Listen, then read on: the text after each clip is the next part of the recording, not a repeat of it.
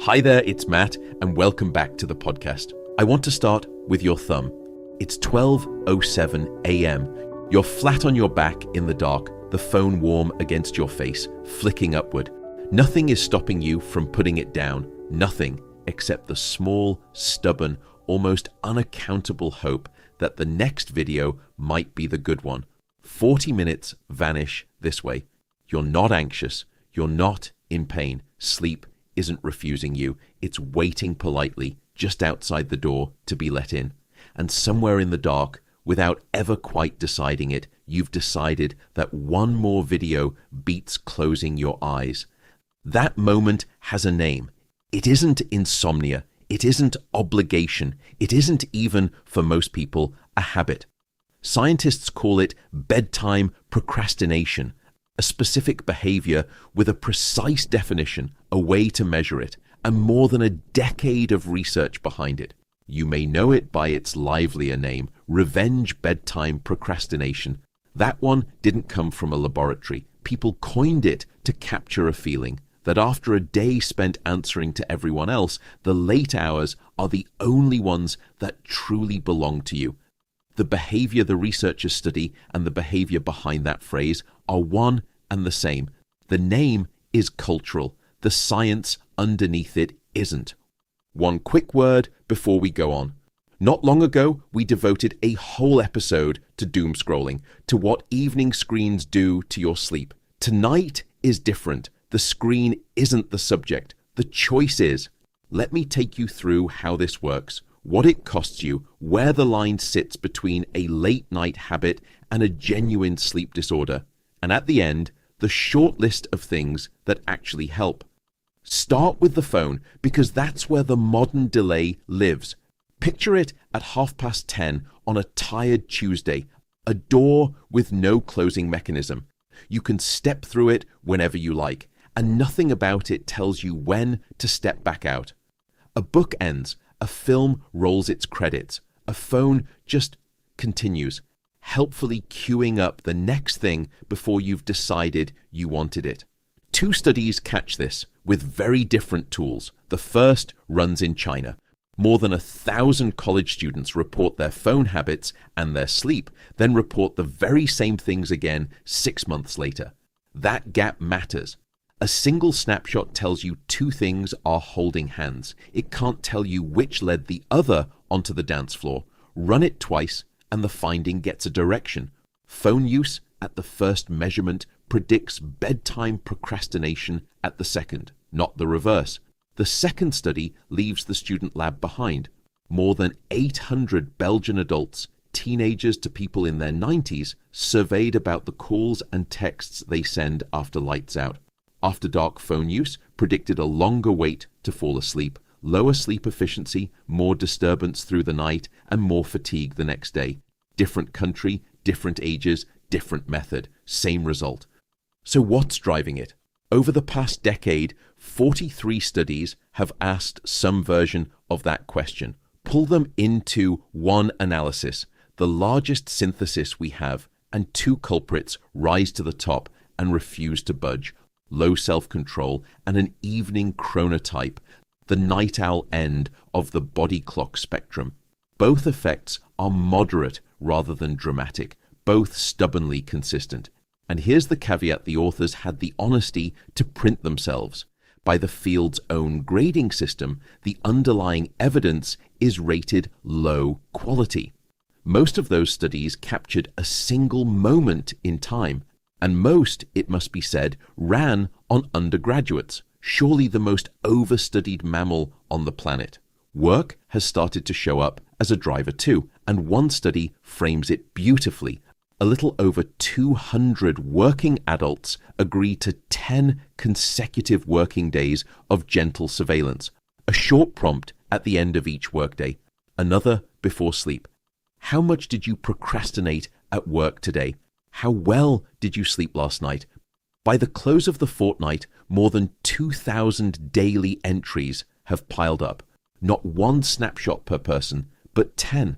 And on any given day, the answer is clear. Procrastinating at work predicts worse sleep that night, partly because the unfinished day follows you to bed, and turns into rumination. The twist is autonomy. The less control a person had over their day, the steeper the sleep cost.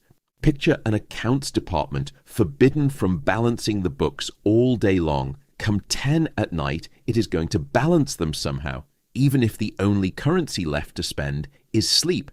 That's the revenge idea, dressed in data rather than slang. So for, it must be at least a decade now, I have been an avid, probably more like rabid consumer of protein shakes. But the hard thing, honestly, in the supplement space, if you really understand and do your diligence, is this critical thing called trust. It is very hard to find a brand that you can truly trust. That's when I came across the company Puri and the really impressive founder. Even though I'm sure it makes them less profit versus other quick and loose companies, Puri takes quality more seriously than any company I've ever seen before. They have so many offerings, protein powders galore, but lots of other additions, but that's what I was focusing on here. Why did I choose them? Well, it's really for 4 specific reasons. Number 1, they are free from hormones. Number 2, they are free from GMOs. Number 3, they are free of any pesticides. And number 4, and this is the critical confidence part, every single batch is third-party tested for over 200 harmful contaminants, things like heavy metals, etc. All you have to do if you are a neurotic nerd like me, you can even scan the QRI code on the back of the product to get the third-party independent laboratory test results. That's how much trust and confidence they place in their product. By the way, if you want a recommendation, go for the dark chocolate flavored protein powder. It's just exceptional. In fact, it's wonderfully addictive. I didn't just say that. Anyway, it delivers 21 grams of protein per serving. And for folks of my podcast right now, you can save 20%. So go over to puri.com/Matt Walker, and that is spelled PUORI.com, Matt Walker. So again, that is PUORI.com/Matt Walker, and you will get 20% off your product. The reasons people give themselves are worth hearing. 17 self-identified procrastinators sat down, one at a time, with an interviewer and tried to account for hours they couldn't quite explain. 3 varieties emerged. The first is deliberate, willful, eyes-open delay. I deserve this time, people say. They aren't drifting, they're choosing, usually after a day that never felt like theirs. This is the closest thing in the literature to the internet's idea of revenge. The second is mindless, delay that happens to you rather than by you. The screen swallows the time. The intention to sleep was genuine, and then at some unmarked moment, it simply dissolved. The third is strategic, staying up on purpose, hoping that sheer exhaustion will make sleep, when it finally comes, arrive quickly. The interviewers raise a careful flag here.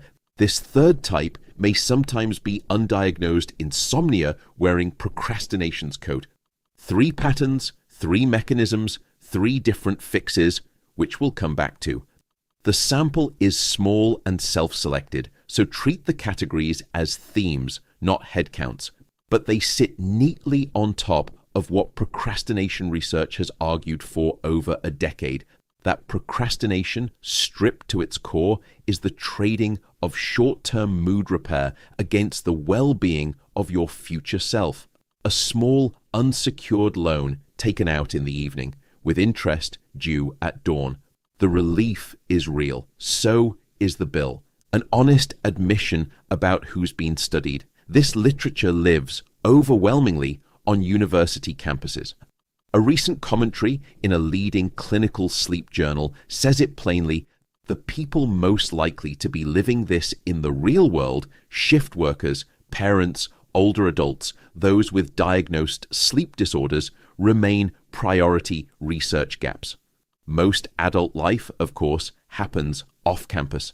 The research may yet follow everyone home. So, what do we know about students? At one Indian university, 560 took the 9-item bedtime procrastination scale, and only 1 in 10 met the study's bar for regular sleep habits. And in that Chinese panel, where students were measured a year apart, high procrastination at the start predicted worse sleep and more depressive symptoms by the end. The relationship holds when you stretch it from a snapshot into a time lapse. Working adults have been studied far less. Where they have, the shape is familiar. Take 210 US public employees and 205 Chinese public employees, examined in the same study across 2 very different working cultures. Ask about their off-hours work on the phone, the after-dinner email, the late ping from a manager, then ask about their bedtimes. In both countries, the link runs through something the researchers call self-control depletion. Willpower, it turns out, behaves rather like your phone's battery. It drains across the day with every small no, and by late evening, having said no to 100 little things, you simply haven't the charge left to refuse one more episode. Gender is the field's most honestly muddled finding. A few studies report modestly higher scores in women. The largest meta-analysis found no consistent effect. The dull summary is the true one, mixed with nothing settled. Now, the morning after. What does this actually cost in measurable terms once the sun is up? Start with sleep duration. Take a representative national sample of nearly 2,500 Dutch adults, not students, not one campus, but a proper community sample built to mirror the country, and ask about their bedtimes, their self-regulation, and how much sleep they truly get. The analysis isolates something specific. Bedtime procrastination carries the link between weak self-regulation and not getting enough sleep. The lost hours travel through this one behavior the way water finds a single crack. It's worth slowing down on what moderate means for one person living it. A moderate negative association works out to perhaps 30 to 50 minutes of sleep lost per night for a high scorer. A quiet shortfall that compounds week after week like an overdraft you never quite clear. And the fatigue rarely announces its cause. It shows up in the small print, the word that takes a beat too long to surface, the email read twice because the first pass didn't land, the irritability the day hasn't earned. Those depressive findings aren't a separate phenomenon bolted on. They're the downstream of sleep, that is, night after night, just a little too short. Workplace performance, actual measurable productivity, is the one place the procrastination-specific evidence runs genuinely thin. What exists comes, again, from students. Stretching it to office output in working adults would be reaching past what anyone has shown. I had a realization about a year ago. I, perhaps unsurprisingly, go on and on about what happens during sleep for recovery, things like growth hormone release and muscle repair, but I don't think I talk enough about what's happening in your body in the hours before sleep that sets up recovery or sabotages it during the night. And poor circulation, and here we're talking sort of swollen legs and inflammation in the lower extremities, all of that makes it harder for your body to do its job overnight. And especially if you're like me, I can be standing a lot of the time, I can be lecturing, I'm in and around the lab, I can be standing at my office desk. And furthermore, I do travel a fair amount, and those long haul flights can result in blood pooling in the legs. And as a result, you kind of almost feel as though you get leg claustrophobia, if that's almost a word. I don't think it is, but I think you probably know what I mean. That's why I ended up switching to something called hollow socks. And here's their secret sauce. Their compression socks are made from baby alpaca fiber, which is really soft, breathable. But the critical part is it has a graduated compression that actually promotes blood flow without strangling your legs to that point of suffocation. And I wore them recently on a 10-hour flight and genuinely forgot I'd had them on, whereas with the compression socks normally, I always have that sense that they're there. And over 2 million pairs sold and known medically that they are trusted by doctors. They are made in the United States, and for a limited time, Hollow Socks is having a buy two, get two free sale. So head over to hollowsocks.com. That's hollowsocks.com for 50% off. And if you can, just tell them that I sent you here, and that will help the show a little bit. But overall, just go and buy the socks. They're fantastic. hollowsocks.com. There's one more piece, and it has to be handled with tweezers because it's large and it gets misquoted constantly. Procrastination is one of the things that makes your bedtime wobble from one night to the next. And that wobble, sleep regularity, in the technical phrase, has been studied at a scale procrastination can only envy. 60,000 adults in the UK wore a wrist accelerometer around the clock for 7 full days and nights, and were then followed forward for 6 years. The most regular sleepers, whose bedtimes barely shifted night to night, carried a substantially lower risk of dying from any cause than the most irregular. The result was striking enough that a separate team reran it on the same data to see if it would hold. It did, but, and this part matters, those studies did not measure bedtime procrastination. They measured regularity. Picture a gearbox with 2 cogs. Procrastination turns the first cog, the first turns the second, bedtime variability, and it's the second cog that's wired to the outcome. The connection is real. It's also 2 turns long. So the claim that bedtime procrastination shortens your life is not what the data say. The claim that it drives a behavior that genuinely matters for long-term health, that one, the data will happily support. Now, to the single most important distinction in this whole episode, bedtime procrastination is not insomnia. Picture 2 doors. The first is locked from the outside. The person inside wants out and can't get there. That's insomnia. The involuntary inability to fall or stay asleep despite a real chance to. The second door is unlocked, and the person inside is simply choosing, for now, not to walk through it. That's procrastination. The very first paper to define it excluded diagnosed sleep disorders and night shift workers from the start, because the idea only makes sense for the unlocked door. The two can happen to the same person on the same night, but they are different problems wearing similar pajamas. And the difference is practical, not academic. Cognitive behavioral therapy for insomnia, CBTI, the gold standard key for the locked door, has not been shown to work for procrastination. Of course it hasn't. The treatments are aimed at different problems. One helps people who want to sleep and can't. The other, where it exists, helps people who could sleep and are choosing not to. Different door, different key. The test for which one you're facing is refreshingly simple.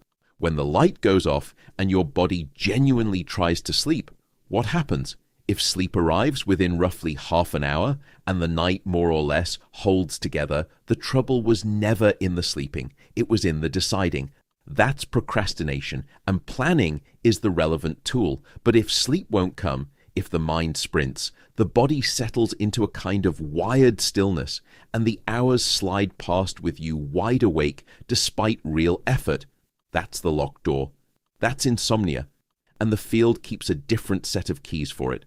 The single most common blunder in popular sleep advice is to jam the procrastination key into the insomnia lock and the insomnia key into the procrastination lock. Both errors dump you in the same place.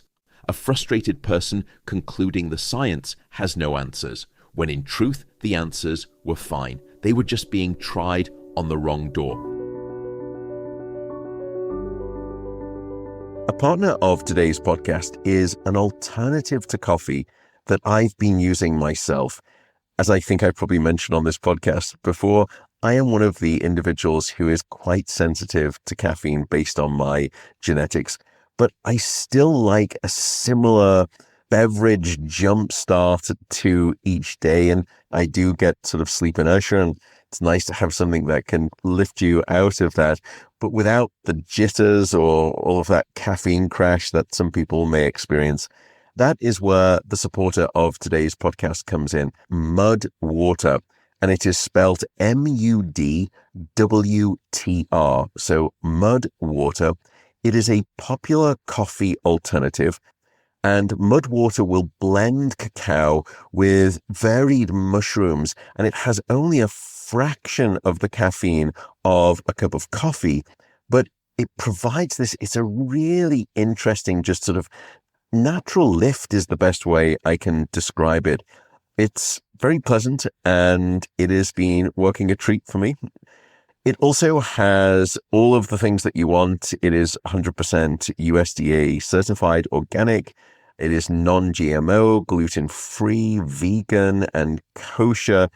If you would like to get a free offer, most people do, you can get a free frother, and that's one of those implements that you put in and it creates that lovely sort of froth on the top of your drink.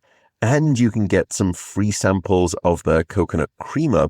You can just go on over to Mud Water, that is MUDWTR.com/Matt Walker. You will get the freebies. So again, that is MUDWTR.com/Matt Walker, and you will get your free frother and your free coconut creamer.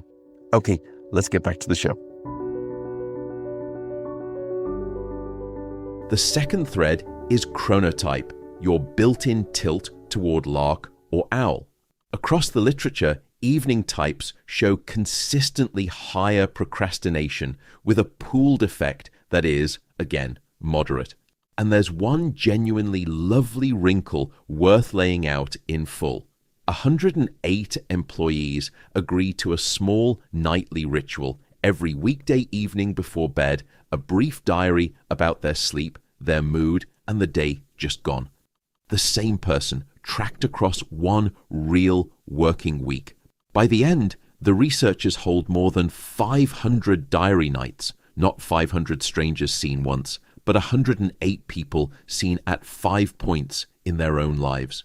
And when they watch the chronotype procrastination link across those 5 nights, it doesn't sit still. It's strongest on Monday. By Thursday, it has shrunk substantially. Here's why, and it's worth the detour.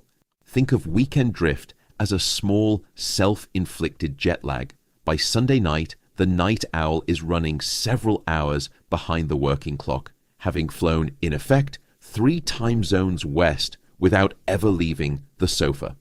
Monday morning is the moment of maximum collision between body and alarm. Then fatigue does its slow work, and by Thursday, the 2 clocks have negotiated an uneasy truce. The chronotype hasn't budged. The conflict has eased. Procrastination is loudest exactly where that conflict is sharpest, which means the cheerful advice to just keep a consistent bedtime is, for a true owl, really the instruction to keep your social life faintly out of step with everyone you love. The data are honest about that trade. Greeting card sleep hygiene tends not to be. But there's a gift hidden inside the Monday effect. If body and schedule are most at odds on Monday and Tuesday, then the front half of the week is where small interventions pay the biggest dividend. A slightly earlier wind down on Sunday night, a little less drift in your weekend wake up. The back half tends to look after itself. The point of all this, the meta-analyses, the diaries, the interviews, the year-long panels, is to be useful to one person on one night deciding whether to go to bed. So here, drawn straight from the evidence, is what's worth trying. First, and this is the strongest direct intervention evidence we have, plan ahead. Researchers call it mental contrasting with implementation intentions, which is a mouthful for a simple idea. Before the late night moment arrives, name the obstacle that always turns up, the autoplay, the unread message, the one particular channel, and decide in advance the exact move that will replace it. If it's 10:30 and I'm still on my phone, then I plug it in across the room and go and brush my teeth. It sounds almost too modest to work, so 2 randomized trials put it to the test. The first assigned 383 students either to the planning protocol or a control and compared them 3 weeks later. The second repeated the design with 221 fresh participants against a different control.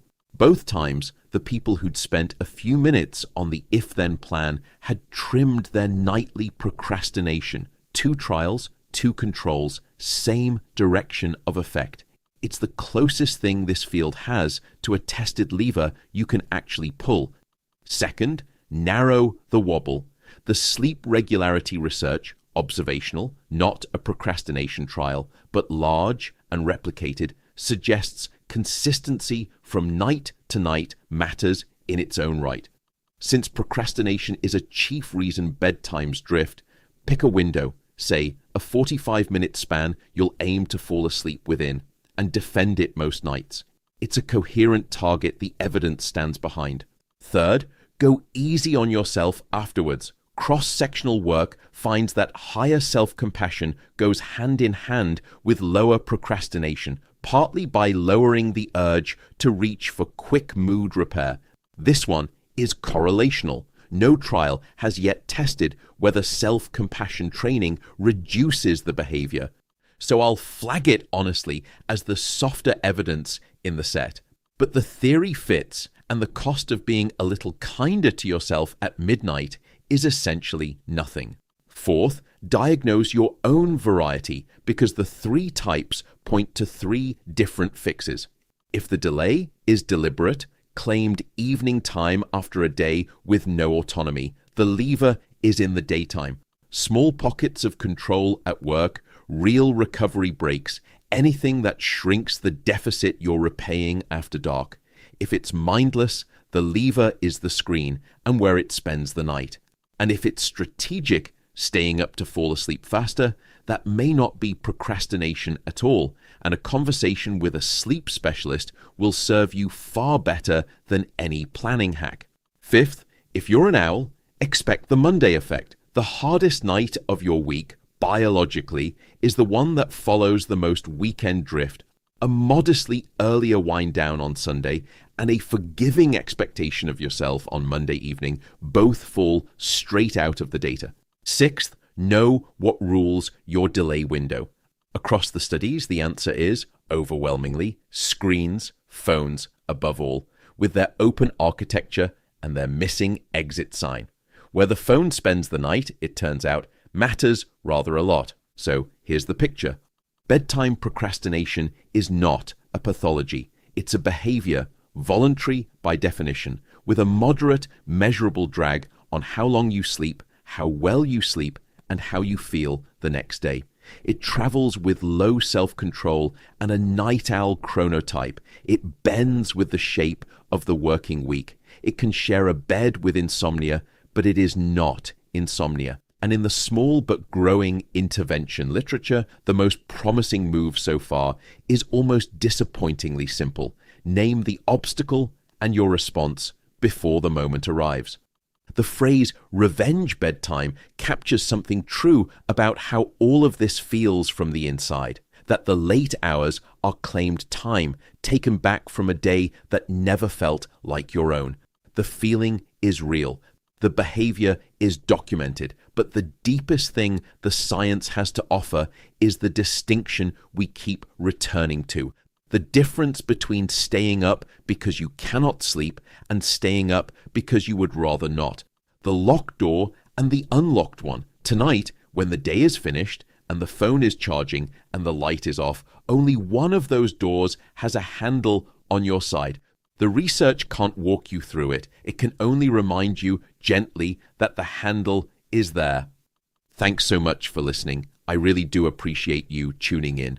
Take good care of yourself, enjoy your waking hours, and may you sleep a sound sleep this night. Bye for now.